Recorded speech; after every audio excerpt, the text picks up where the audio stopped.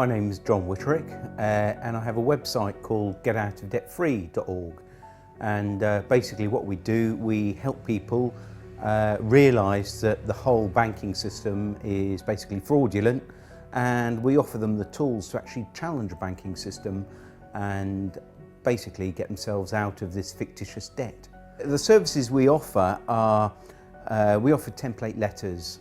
We also offer start off with, if you're working with debt collectors, if you're dealing with debt collectors, we've actually got a very simple way of dealing with them, which is basically a addressee not recognised, return to sender, because it will always have your name either in uppercase letters, or it'll have a title called Mr. or Mrs. And you can say, well, hang on, that's not me, I'm not the title. I don't spell my name in uppercase letters, so the addressee is not recognised. So that's one way.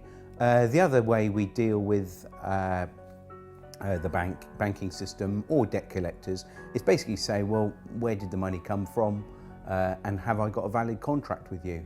And if I haven't, and if you can't prove that I have, then we are agreed to the following terms. And we send out a series of letters about 10 days apart. So, but it's, it tends to prove to be very successful. What it was, I used the method myself quite a few years ago and was astounded how easily that actually these companies just gave up. And so all I did, I got a website together and actually shared this information. Getoutofdebtfree.org is a site that has been set up to help people dealing with the agony of debt. And the template letters just need you to adjust a few details and they're ready to go. Get Out of Debt Free has already helped thousands of people to get out of debt, and the combined amount of money saved so far is over £12 million. And that's just from the people who have reported their success to the site. The forum is a large part of the site and is broken down into different sections such as bailiffs, debt collectors, credit card companies, etc. It is full of people who will fall over themselves to help you, and with a wealth of knowledge and experience that will make sure you are not alone.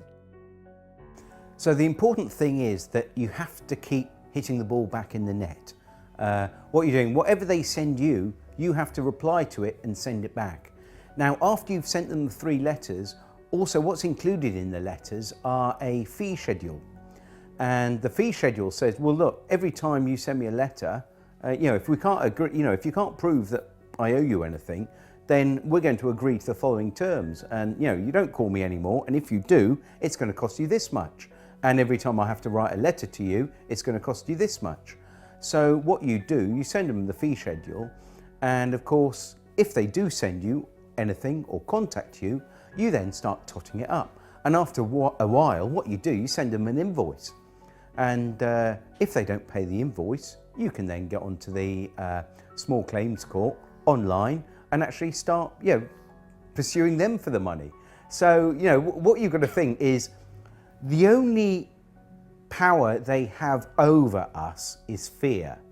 Now, when the fear goes and you start challenging them, do you think they really want to deal with you if you're going to be invoicing when there's all these people go, oh, like I was, really nervous, and they're going, all right, well, I should owe them some money to get to the stage where, no, hang on, mate, you've actually sent me 3 letters.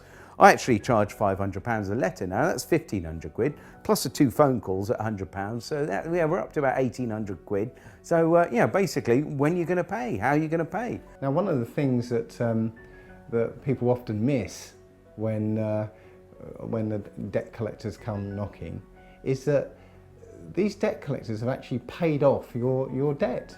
They've bought your debt, often for pennies on the pound. So if you apparently owe £1,000, they've probably paid a tenner for it. But the point is they've paid off your debt. So thank you very much. Did I actually go into contract with you to say that I'd pay you back for that? You should have probably asked me first before you went around paying off my debt for me.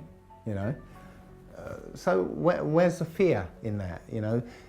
These guys rely on fear to make you pay up.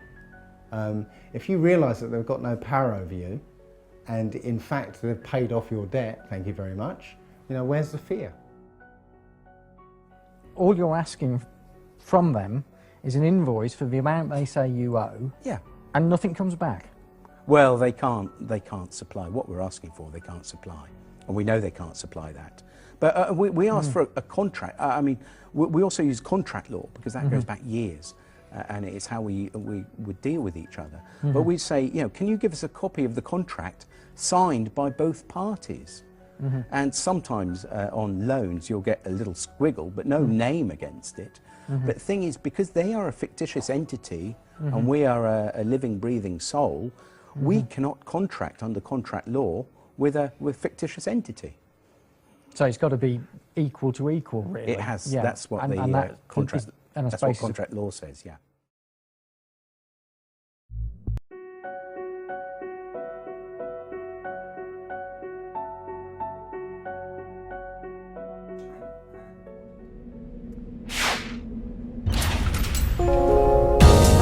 Debt Free TV, in association with Getoutofdebtfree.org.